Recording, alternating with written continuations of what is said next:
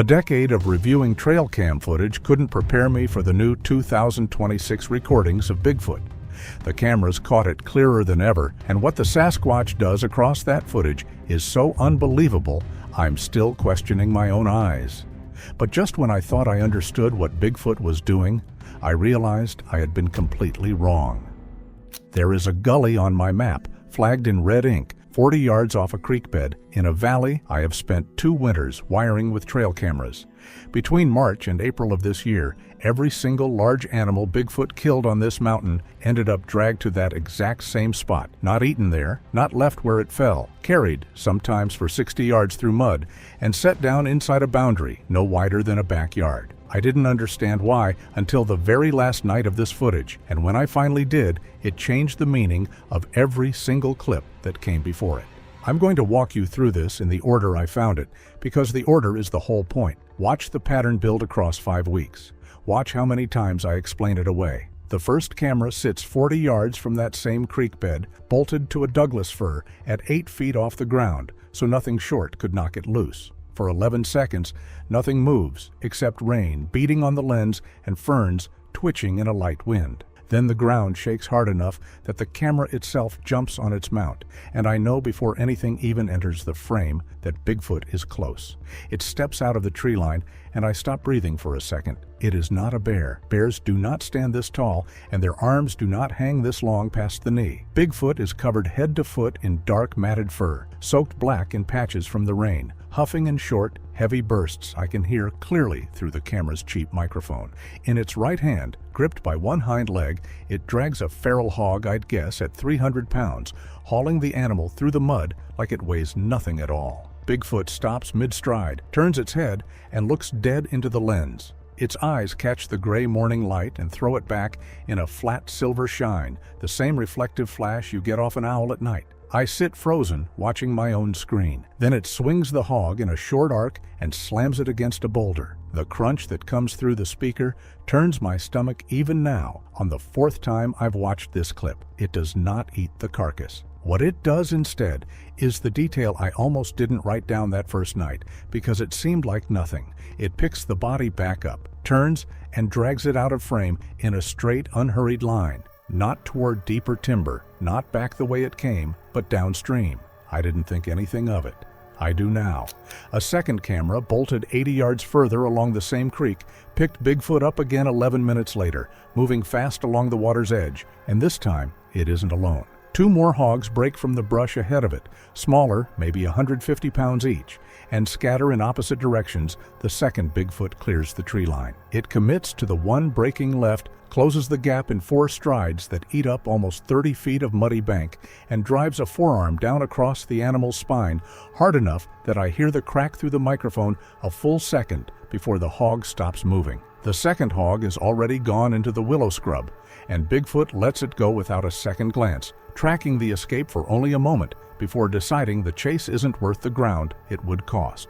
It stands over the body, chest heaving, rain running off its shoulders in sheets, and does nothing for almost a full minute but scan the tree line in a slow circle, head turning, nostrils working the air like it's counting how many more are still out there in the dark. Then it drags this one downstream too. Same direction, same unhurried line. Over the next week and a half, 6 more cameras catch pieces of the same pattern, and once I stitch the clips together in order, the shape of what Bigfoot is doing stops looking random and starts looking planned. In clip after clip, it moves through the forest on what I can only describe as a sweep, a slow, deliberate patrol along a route that never wanders far from a line I had already drawn on my own topographic map months earlier, the boundary between healthy timber and the hog-trampled mess along the creek. In one clip, it stops, mid-stride, lifts its head, drags in a long breath through its nose, and angles off its path entirely, cutting east instead of continuing straight through what I know is a spotted owl nesting stand. It walks around the nest trees. Every single time, on every camera that catches it near that stand, without exception. I remember writing in my notes that week that this wasn't an animal reacting to smell or sound in the moment. It was following a route it already knew. My first instinct, the instinct I'd keep coming back to and talking myself out of for a month, was to ask where that route actually led. because a patrol has to have a purpose beyond the patrolling, and so far all I had was the patrol. Patience is what unsettles me almost as much as the violence does once I start paying attention to it. One clip catches Bigfoot pausing at the edge of a willow thicket for nearly 2 full minutes, crouched low, motionless, while a doe and 2 spotted fawns pick their way through the brush less than 10 feet from where it kneels. It doesn't so much as flex a finger the entire time. Only after the deer moves safely past does it rise back to full height and continue its sweep. And I remember rewinding that section 3 times, unable to square the stillness of it with the boulder strike I'd watched 20 minutes earlier in the timeline. Something that patient, I told myself at the time, has to be protecting something. I wasn't wrong about the patience. I was wrong about what it was protecting. Clip 16 is the one that made my hands shake when I first reviewed it. Bigfoot walks up to a sapling no thicker than my wrist, grips it with both hands, and snaps it clean in half with one motion. It doesn't whittle the broken end with a blade or a rock. It simply twists the fibers until they tear into a long, splintered, wickedly sharp point, hefts the makeshift spear overhand, and hurls it 30 feet across a clearing, pinning a boar to the ground through the shoulder like a javelin through a target. The boar doesn't get back up. That's the clip where I stopped writing animal in my notes and started writing it. Then clip 22, the one I would have called unbelievable if I hadn't watched it with my own eyes 6 separate times. A boar close to 400 pounds, clearly the leader of a sounder of maybe a dozen animals, breaks off and charges Bigfoot head-on, tusks low. It doesn't brace and doesn't retreat. It sidesteps at the last possible second, the way a boxer slips a punch, and in the same motion bends down and rips a boulder out of the creek bank, a rock I'd estimate at over 100 pounds, and brings it down on the charging boar's skull in one stroke. The animal drops instantly, dead before it finishes its own momentum. The rest of the sounder scatters, squealing, and Bigfoot straightens up, breathing hard, grabs the dead boar by a hind leg, and drags the body nearly 60 yards. Not toward the creek this time, but to a specific low gully I'd already flagged on my map 2 clips earlier as a dumping site. That's the first time I use the word dumping in my notes instead of feeding or marking, and it's also the first time I write, underlined twice, the question I should have taken more seriously. Why that spot specifically and nowhere closer? I told myself an answer that satisfied me for about 3 more weeks than it should have.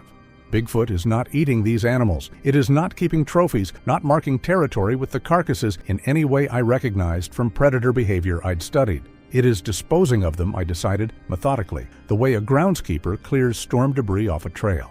I started calling it, in my own notes, a calculated cull, a slow, brutal, one-creature campaign to protect deer, owls, salmon, and everything else these hogs had been tearing apart for years. It was a clean story. It fit every clip I had at the time. It just happened to be wrong about the one detail that mattered most, which was where the bodies were actually going.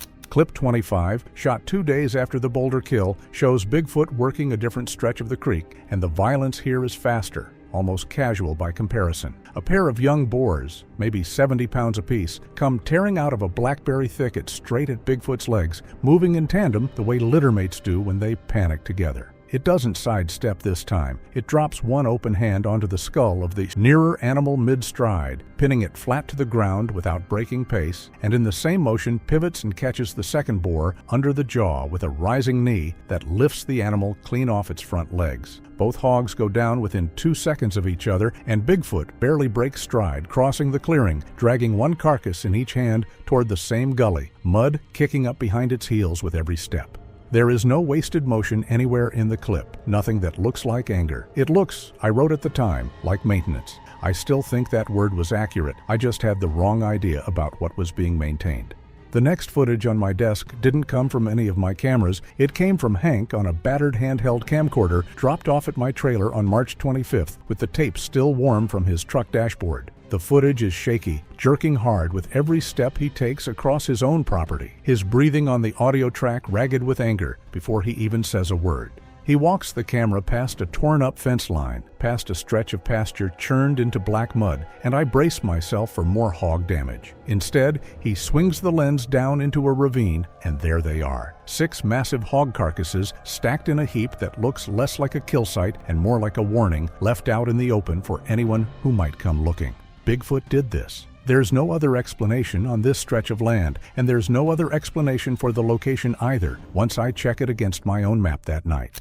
a second gully almost 2 miles from mine that I hadn't flagged at all, sitting at almost the exact same distance from Hank's ranch house as my gully sits from my trailer. Hank is furious on the recording, pacing, jabbing a finger toward the pile. He argues that Bigfoot is no hero out here, that what I've been calling conservation looks a lot more to him like something playing God with his livelihood. He swings the camera to a dead sow near the fence line, throat opened, and insists this isn't what conservation looks like. This is closer to psychopathy. In his word, a predator with no limit driving every hog on the mountain straight down onto his fence lines because the animals are too terrified of the deep timber to stay put anymore. His pastures are getting torn apart, he says, precisely because Bigfoot has made the forest itself unlivable for them. The tension between us builds fast on the tape. Hank wants to organize an armed hunting party before the week is out. He's lost cattle, lost fence, and I can hear in his voice that he's right on the edge of losing his patience with the entire situation. He turns the camera on 3 of his own calves, throats torn open, not fed on, just killed, and left. I try to argue on the recording that hogs are perfectly capable of this kind of violence on their own, that panic alone can turn a sounder vicious. Hank isn't buying it, and when he zooms the lens in tight on a single print pressed into the mud beside the dead calves, 5 toes, splayed, each one longer than his own hand, I stop arguing back too. From that point forward, Hank stops calling it anything close to friendly. He starts calling it the Terror. There's more on the tape than Hank realizes he captured. Near the end of the reel, the camera is still rolling, dangling loose at his hip as he stomps back toward his truck, and for 8 full seconds, the lens catches motion at the far tree line, easily 200 yards out. It's Bigfoot, standing motionless at the edge of the timber, watching Hank walk away. It doesn't advance. It doesn't retreat either. It stands with both arms loose at its sides, head slightly lowered, and the posture reads less like a predator sizing up prey and more like something watching a property line it has already decided belongs, in some sense, to it. I ran that clip back 4 times before I let myself notice what it was actually looking at. Not Hank, but the exact spot where Hank's fence met the tree line, the same spot where the ravine full of carcasses sat less than a quarter mile off. It held that position until Hank's truck door slammed and the engine turned over, and only then did it fold back into the trees, unhurried, like it had all the time in the world to wait him out. By April 2nd, I had a listening array strung across 400 acres, 6 directional microphones feeding into a laptop, running a spectral analyzer around the clock, and the first night it caught something, I nearly fell out of my chair. Bigfoot does not just grunt or roar the way old expedition reports describe. It produces long, rolling waves of infrasound, frequencies well below what a human ear can register, the kind of low-end pressure wave elephants use to hold a herd together across miles of open savanna. My array picked it up rolling down the valley at 2 in the morning, deep enough to rattle loose gravel on my trailer steps before I even understood what I was hearing. I flew a drone out that same night, terrified the entire time I'd lose $4,000 of equipment to a single swipe of a massive hand, and the footage still gives me chills. Bigfoot stands at the exact edge of the tree line, motionless, staring straight across the open pasture at Hank's ranch house, porch light glowing yellow in the dark. It raises one hand, palm open, holding the gesture for nearly 10 full seconds, as though presenting something to a house full of people who aren't even watching. Then it picks up a stick and begins striking a hollow tree trunk in a rhythm. 1 strike, a pause, 2 strikes close together, a pause, 5 strikes, a pause, 7. I recorded 11 full minutes of this and ran it through a numbers program back at the trailer, and the result knocked the wind out of me. 2, 3, 5, 7, 11. Every number in that sequence is prime. Bigfoot wasn't making noise. It was transmitting something deliberately, patiently, toward a house it clearly understood was occupied by something capable of counting. I want to be honest about what I believed that meant at the time, because I was wrong. And being wrong about it is most of why this footage matters. I thought it was reaching out. I thought a creature that avoids owl nests, waits out grazing fawns, and can hold a mathematically precise rhythm for 11 straight minutes was trying to say something like, "I am not your enemy." What I didn't ask, not once across 5 weeks of tape, was who exactly it thought it was saying that to, the valley in general, or two specific structures sitting inside it. 3 nights later, the drum gets interrupted. 4 hogs, drawn by the noise itself, crash out of the brush behind Bigfoot at the hollow tree, and it spins without a wasted motion and drives the sharpened stick through the lead hog's shoulder before the animal even finishes its charge. It pulls the stick free, wipes it once against a patch of moss, and resumes striking exactly where it left off. 1, pause, 2, pause, 3, as if the interruption never happened. The audio catches its breathing settling back into a slow, even rhythm within seconds. I sat at my desk that night thinking that whatever this creature is, it doesn't startle. It adjusts and continues. And once the drumming picks back up, it doesn't stay at the hollow tree. It carries the dead hog with it, still keeping the rhythm going between strikes, all the way to the gully. Hank's own hidden camera caught what happened on the night of April 5th, and even now the footage puts a cold weight in my chest. He'd staked a dead calf out in an open field as bait and tucked himself into a plywood hunting blind 80 yards off, a high-caliber rifle resting across a shooting rest, night vision scope mounted and ready. For almost 2 hours, nothing moves except moths in the infrared glow. Then, close to midnight, the grass at the tree line parts and Bigfoot steps into the open. Before it reaches the bait, something else crosses the field first, and it very nearly gets Hank's shot off for him. A lone boar, drawn by the smell of the calf, trots into the open from the south side of the clearing, and Hank's crosshairs track it for a good 3 seconds before he holds his fire, waiting for a bigger prize. The boar noses at the carcass, and that's the exact moment the grass at the north tree line parts and Bigfoot steps into view. The boar's head snaps up instantly, every muscle going rigid, and it bolts back into the timber so fast it nearly trips over its own front legs. Bigfoot doesn't even glance at it. It stops 20 yards out from the bait, head tilted, and I swear on the footage you can see the exact moment it clocks the blind for what it is. Instead of charging or fleeing, it begins circling, wide and unhurried, moving through knee-high grass without so much as a rustle of sound, a shape sliding through moonlight like it weighs nothing at. All despite standing close to 9 feet tall. It works its way around behind the blind entirely, out of Hank's sightline, and the camera catches it reaching one massive hand around the plywood wall to where the rifle barrel rests against the outside. With almost no visible effort, it bends the steel into a crooked, useless curve, the metal groaning under the pressure. Then it picks up a fist-sized rock off the ground and, in one smooth throw, launches it clean across the field into the side panel of Hank's parked truck. The alarm shrieks to life, headlights strobing red and white across the pasture. Bigfoot glances once more at the blind, lets out a short, dismissive huff of breath, and turns back into the tree line, gone in 3 strides. Hank never fires a single round. The footage inside the blind shows his hands shaking so hard the night vision scope wobbles against his shoulder, and he doesn't move again until well after the truck alarm finally cuts out. This was never a fight Bigfoot lost interest in. It was a demonstration, executed with total control, proving it could have ended Hank's night in an instant, and chose instead to disarm him, humiliate him, and send him home with nothing but a bent rifle and a screaming truck alarm to explain to his neighbors. A demonstration like that isn't something you give to an enemy you want gone. It's something you give to something you intend to keep managing.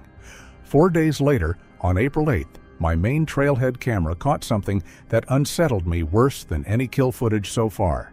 Bigfoot returns to the same kill zone where the boar carcasses had been piled weeks earlier, but this time it isn't hunting anything. It stands fully upright in the clearing, very still, for almost a full minute, long enough that I actually paused the recording to check the timestamp was still running. Then its posture changes. It rounds its shoulders, drops its head forward, and begins shuffling in a slouched, stiff-legged walk that's unmistakably a human gait, bumbling and exaggerated, nothing like its normal fluid stride. It's mocking somebody, and watching the footage a second time, I understood exactly who. Bigfoot bends down, picks up a fallen branch about the length of a rifle, raises it to shoulder height with both hands, and sights down its length at a tree the way a hunter sights down a barrel. It holds the pose, motionless, then pantomimes a flinch and a stumble backward, recreating, beat for beat, Hank's failed ambush from 3 nights earlier. That wasn't blind mimicry. It was performance, deliberate and pointed, and it told me something more unsettling than raw strength ever could. Whatever this creature is, it has the self-awareness to observe a specific human failure and replay it back with something close to dark humor. Sitting alone in my trailer replaying that clip past midnight, the only conclusion I could reach was that Bigfoot didn't see us as prey and didn't entirely see us as equals either. It seemed to see us as something clumsy and dangerous, worth studying, worth keeping a very close, very patient count of. On April 12th, Hank calls in 3 of his hunting buddies and corners what's left of the main sounder in a narrow box canyon on his eastern property line. 6 shots in rapid succession, screaming chaos, and for close to a minute, it looks like nothing more than a straightforward slaughter. Then the ground shakes, hard enough that Hank's chest-mounted camera jars sideways and every man in the canyon freezes. Bigfoot arrives at the rim above them, and this time it isn't there to punish anyone. It opens its mouth and releases a roar so deep and sustained that the remaining hogs below simply stop moving, frozen in place by pure sonic force, giving the hunters exactly the pause they need to reload. While the men scramble to slam fresh rounds into their rifles, Bigfoot drops into the canyon in 2 enormous strides and brings 1 foot down on the largest remaining boar with a single, decisive stomp, ending the animal instantly. Hank and his buddies stand there covered in mud and blood, staring up at the 9-foot shape that just finished a job they couldn't finish alone. Bigfoot looks over the pile of dead hogs, then turns its head and looks directly at Hank for a long moment. It lets out 1 short, sharp grunt, and its head dips forward in a motion unmistakable to anyone watching. A nod, deliberate and clear. 1 last hog, wounded and half-blind with panic, comes staggering out from behind a boulder toward a heavy-set hunter named Cole, who's already emptied his magazine and is fumbling with a fresh box of shells. Bigfoot crosses the distance in a single bound, catches the charging hog by the back of the neck mid-stride, and simply holds it there, thrashing, until the animal stops moving entirely. It sets the carcass down almost gently next to the others, as if returning a borrowed tool to its proper place, and only then turns back toward Hank. Nobody in the canyon says a word. Then it climbs the canyon wall in 3 powerful bounds and disappears back into the tree line, leaving Hank standing in the sudden silence with an empty rifle and a slaughtered sounder at his feet. I watched that clip and, along with everyone else who's seen this footage, believed it was the ending. An alliance sealed in a canyon full of hog blood. No words needed. The valley went quiet after that. Hank never called another hunting party. His fence line stayed standing for 3 straight weeks, longer than any stretch since the whole ordeal began back in March. I told this camera more than once that I thought I'd watched something close to a treaty. I was wrong, and I'm not going to bury the answer in a metaphor the way I almost did the first time I tried to explain this. Here is exactly what I think was happening, plainly, because by the end of this, I was left with no other honest way to read it. Bigfoot was never protecting this valley. It was never building an alliance with us. Every single thing in 5 weeks of footage, every kill, every demonstration, every bent gun barrel and mocked ambush was a show of force aimed directly at 2 human beings, designed to scare us off this mountain before it had to kill us to get us off it. Go back through the footage with that 1 sentence in your head and nothing is ambiguous anymore. The boulder brought down on a boar's skull wasn't proof Bigfoot could manage a hog problem. It was proof of exactly what that hand could do to a human skull, filmed 40 yards from my own camera on purpose.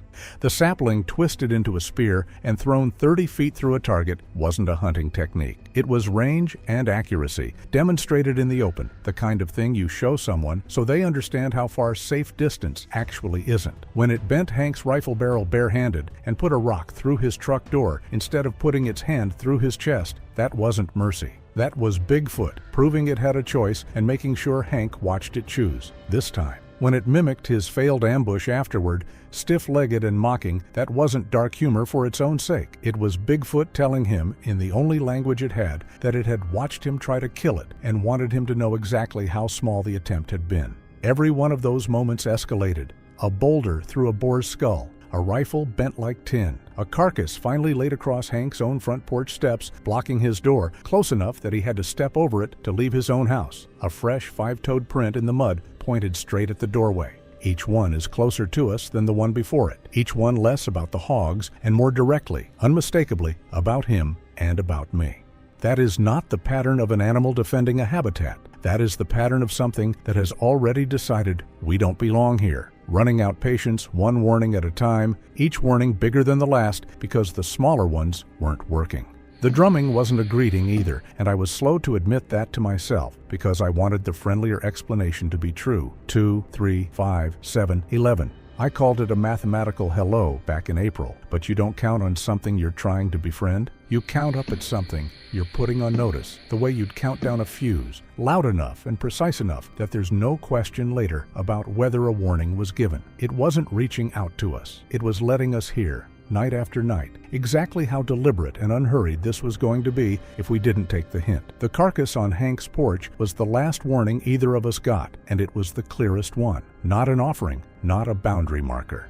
A message left as close to his front door as Bigfoot could put it without crossing the threshold itself, and the message was simple: leave or this stops being about pigs. I called him that same morning and said it to him exactly that plainly, because by then there was nothing left to soften. 5 weeks of escalating proof of what it could do to a person, followed by one dead animal laid at his doorstep instead of a person laid there instead. That wasn't generosity. That was a deadline. We didn't debate it. Hank got his wife and both dogs into the truck before he touched a single box off the porch. I grabbed what I could carry in under 2 minutes and left the rest bolted to trees I never went back for. Neither of us said out loud what we were both thinking on the drive out, which was that if we'd stayed through one more warning, there wasn't going to be a warning after it. There was only ever going to be the thing all the warnings had been building toward, and we weren't going to be the ones who found out for certain what that was. The last frame any of my cameras caught came off the trailhead unit, triggered by our own headlights as we pulled off the gravel road for good. Bigfoot is standing in the open pasture between Hank's house and mine, already facing the lens, tracking the truck before our own light had swept far enough to find it. It doesn't move toward the road. It doesn't need to. It's simply confirming that the message landed, that we were leaving on our own, the way it had spent 5 weeks trying to make sure we would, so that it never had to be the other way. I think about how close that timeline actually was, more than I'm willing to admit. Every demonstration is bigger and more personal than the one before it, building toward a line that was never drawn to keep hogs out. It was drawn to push us out, and it very nearly ran out of patience before we understood what it was doing. We left before it had to make its final point. I don't know what happens on this mountain to whoever doesn't leave in time,